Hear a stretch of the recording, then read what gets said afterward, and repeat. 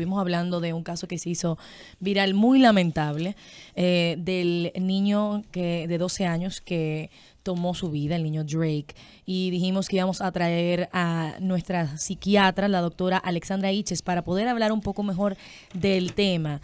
Doctora, ¿cómo se encuentra? Muchísimas gracias, súper bien, encantada de estar en mi otra casa.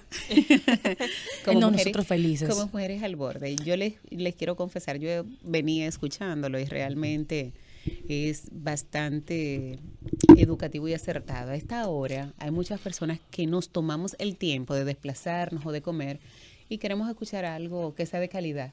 Y cuando uno se instala y encuentra el día a día, pues entonces nos va mejor. Muchísimas gracias. Doctora, usted sabe que con este tema en específico, como ya mencionó Paloma, a mí me sorprende ver el asombro todavía de la gente cuando se habla de bullying, porque es algo que sabemos que está ahí, está pasando en la República Dominicana y en cualquier parte del mundo, pero cuando algo termina con un desenlace tan fatal como el caso de Drake, este niño de 12 años en Utah, es como que la gente vuelve a hablar cuando sabemos que siempre estuvo allí. ¿Por qué? Una de las cosas que yo soy muy reiterativa y repetitiva es cuando yo digo que algo urgente desplaza lo importante. El tema del bullying es un tema importante y nosotros nos hacemos eco solamente de las noticias del momento. Este caso de este niño causó tal impacto porque los padres manejaron tal frustración que hicieron público y en detalle lo que fue su caso. Pero tengo para decirles que el tema del bullying siempre ha existido. Incluso en los años 90-2000 fue que se le dio el nombre, fue que se le dio una connotación que es un anglicismo en donde significa abuso y solamente se circunscribía a lo que era al área escolar. Sin embargo, el bullying puede ser presentado en cualquier área en donde tú tienes algún tipo de relación interpersonal. Tú puedes tener bullying laboral, bullying económico, bullying religioso, bullying escolar, que es el más frecuente, y no tiene que ser exclusivamente entre niños y adolescentes, sino también que el bullying se da entre adultos. ¿Dónde, en qué contexto entra el del caso de Drake y esto? Como bien sus padres describen, porque ¿dónde está el detalle? Cuando estos niños y adolescentes son víctimas, cuando son las víctimas, es motivo a veces hasta de vergüenza a nivel de la familia y no lo hacen público por el tema de no ser cuestionados. Sin embargo, cuando el niño ya viene a presentar indicios de que está siendo abusado, es porque hace tiempo ha existido como ese coqueteo en el entorno donde él está. Me explico. Para que se dé el fenómeno del bullying, se necesitan varias condicionantes. Entre ellas que exista, en español es matonismo, que se llama, no bullying, sino matonismo. Matón se le denomina a quien es el abusador. Y víctima, en este caso, a quien es abusado. Sin embargo, se dan dos personalidades, dos características de carácter y temperamento totalmente diferentes. El matón tiene por consiguiente lo que es una necesidad imperiosa de tener el control y de que se haga todo lo que él quiere. Ese es el muchachito que toma el dominio del curso porque le da la gana, apuro y se impone. Cuando descubre que hay alguien que tiene, en este caso, una fragilidad emocional, una autoestima baja, es retraído, es tímido, se aprovecha de eso y empieza, obvio, a expandir lo que es su zona de control. Estos niños, ambos de lado y lado, vienen regularmente de casas de hogares, en donde hay ciertas deficiencias de atención en lo que es el constructo de la personalidad. ¿Por qué? Porque el matón tiende a tener la característica que es un niño que viene en una conducta repetitiva de lo que ve en casa o en su defecto, está tan carente de atención que la única forma de ser importante y de sobresalir es en el entorno de sus pares, o sea, sus compañeritos. Y aquel niño que es retraído, que es tímido, que es vergonzoso, pues entonces viene con un problema de autoestima de casa que no sabemos por qué se generó y lo manifiesta en el entorno escolar. En el caso de este niño específico, él ya había llegado a la casa con indicios.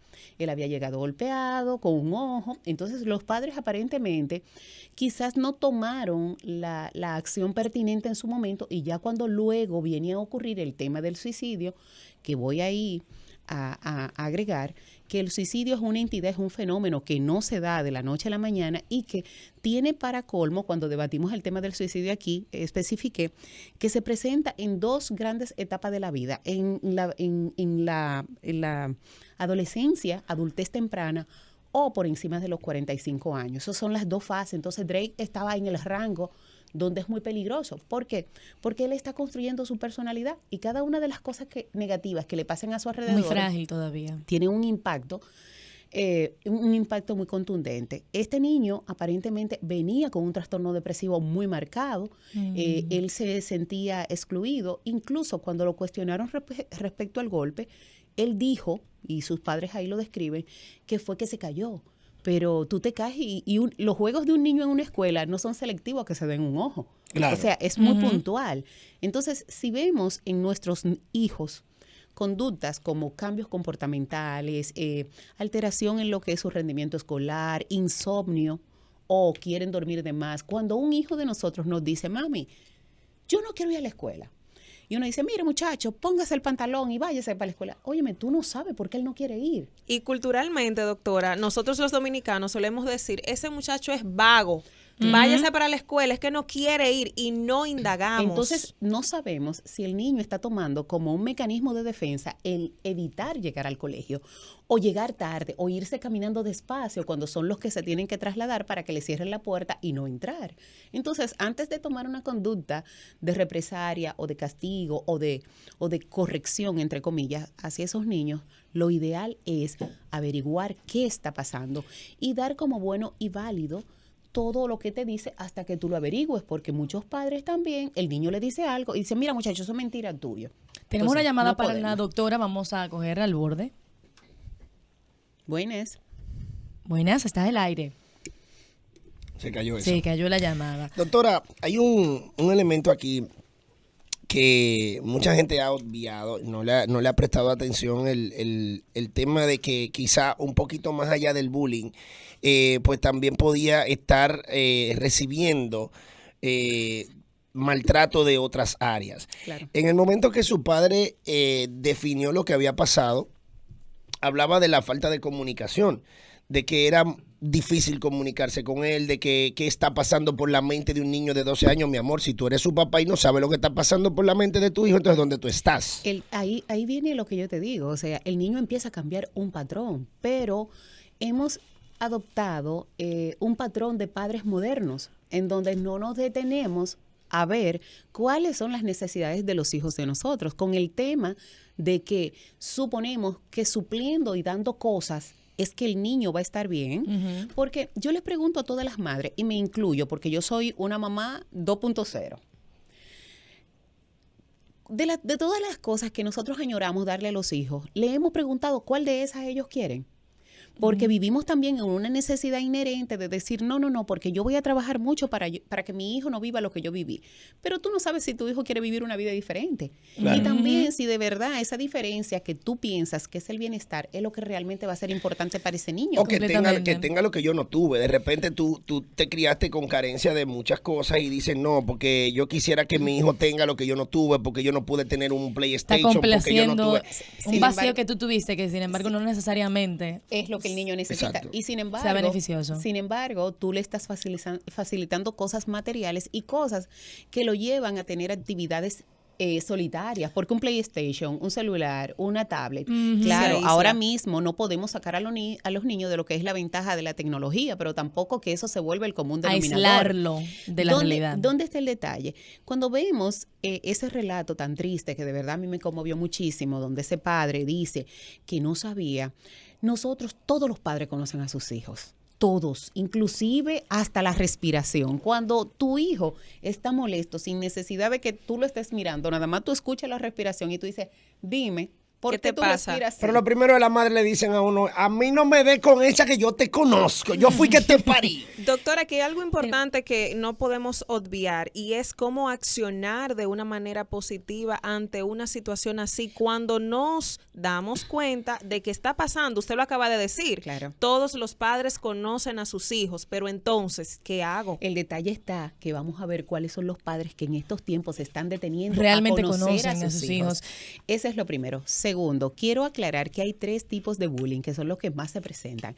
El bullying físico, que es cuando el niño, Drake, que tuvo eso, agresión física, el bullying psicológico, que es ese abuso, ese chantaje que existe y no necesariamente tiene que haber un contacto físico. Y aquí también está el bullying ausente. Y ustedes dirán, ¿cuál es ese? Ese es que no necesita ni el físico ni el psicológico y que aparecen las señas. ¿Por qué? Porque al muñeco yo puedo intimidarlo con señas y yo estoy abusando de él y no estoy hablando. Ejemplo, ¿cuántas palabras son restringidas o limitadas que el niño no la dice porque sabe que si alguien lo escucha lo pueden castigar, pero le hacen una seña media rara al niño y eso provoca una vergüenza? A nosotras las mujeres, las adultas, siempre somos víctimas de ese tipo de acoso, un acoso por seña, y uno se pone que tú quisieras desaparecerte. ¿De qué manera podemos impactar de forma positiva? Lo primero es detenernos, saber y no dar como bueno y válido que para que los niños crezcan y se hagan hombres y se hagan mujeres y aprendan a defenderse, tienen que ser víctimas de bullying, que todavía hay padres que dicen, no, ese muchacho que siga pasando por ahí. Lo que pasa es que ahora tienen una fragilidad emocional. Y están siendo mal llamados la generación de cristal. ¿Por qué? Porque no tienen un constructo de una personalidad sana, y cuando entonces enfrentan este tipo de conflicto no tienen las herramientas para atacarlo. Igual, tampoco se sienten con la confianza de llegar a su casa y hablar con sus padres. Entonces tenemos que tener una observación muy directa. A los padres, cuando los niños de nosotros nos digan que están padeciendo de algo, antes de nosotros arremeter, vamos a averiguar. Pero igual, a los padres de aquellos que son los abusadores, cuando le llegan las notificaciones del colegio, ¿tú sabes qué hacen muchos padres? Mira, así mismo, no te dejes dar de nadie. Haz esto, haz lo otro. Señores, no estamos para confrontar, porque cuando en tu colegio tú tenías conflicto con una amiguita o esa amiguita abusaba de ti y tú lo informabas, al otro día estaban tus padres, búsquenme a fulanita, y hacían la una mamá resolución leona de conflicto. La mamá leona. Y cuando dicen, me pusieron un ejemplo, no, doctora, porque antes hasta peleaban. Sí, tú peleabas hoy, pero mañana tú tenías que hacer las paces. Y tú no eras capaz de tener un desvínculo emocional, porque esa misma amiguita con la que tú peleaste, si tú la veías que se caía, tú eras la primera que la levantaba. O sea, había otro tipo de relación, cosa que no tenemos ahora. Ahora, una amiguita le dice a un amiguito, ay, tú me hiciste falta, y le dicen que es una cursi. Ahora no, o sea, el afecto es nulo en nuestra sociedad. Pero ¿qué tenemos que hacer? Prestar mucha atención a esos indicios que son sutiles y simples, esos cambios alimentarios. Hay niños que empiezan a orinarse en la cama, porque la enuresis, o sea, tener esas micciones nocturnas durante los periodos de sueño, no son más que la manifestación de la ansiedad en los niños, porque ellos no saben. Empiezan a comerse las uñas, empiezan a tirarse el pelo. Tú lo ves que se ensimisman mirando la televisión y se empiezan a sacar las pestañas y las cejas. Wow. Y eso se da con frecuencia. O empiezan a comer de manera desproporcionada, o dejan de comer, o se vuelven irritables, o empiezan a tener estallidos y manifestaciones de ira. O sea, cuando tú ves a tu hijo que no es así, tú dices, aquí está pasando algo. O cuando ocurre todo lo contrario, se retraen, se ensimisman, se dejan y no atienden absolutamente a nada. Se nos acaba el tiempo ya, pero no puedo dejar de hacer una última pregunta, y es que muchas veces cuando pasan estas cosas, que vemos que tal vez el niño llega a la casa golpeado o triste, te das cuenta que está pasando algo, y los padres en ese momento, ¿cuál debe de ser mi acción precisa? A veces le dicen antes era, no te dejes dar al que es abusado. No está hablando ahora del abusador, sino al que es abusado. No te dejes dar. Pero hoy en día se habla de no podemos, no queremos incitar la violencia, pero al mismo tiempo tal vez no lo estoy enseñando a ser el débil. O sea, ¿cómo un padre debe de accionar en un momento de tengo que ir al colegio, tengo que hablarlo, tengo que decirle al niño que haga, porque el niño también tiene que generar su propia o que se defienda, que tenga la capacidad de defenderse, que no dependa siempre de la aprobación o de la supervisión y la protección del padre. Lo primero ahí es saber. Primero, tú como padre tienes que identificar cuáles son las fortalezas y flaquezas de la personalidad de tu hijo. Segundo, cuando este niño tenga ese acercamiento, escuchar, sin tener ningún juicio a priori, o sea, ninguna predisposición. Tercero, darle tú las herramientas para que ese niño pueda encaminarse a cómo va a resolver su conflicto. Tú lo vas haciendo por etapas. Mira, él te hizo eso, vamos a hacer lo siguiente. Mañana tú te le vas a acercar y le dices, tú no tienes derecho a esto o aquello. Pero tú el otro día lo primero que haces es que le preguntas a ese niño, dime cómo te fue.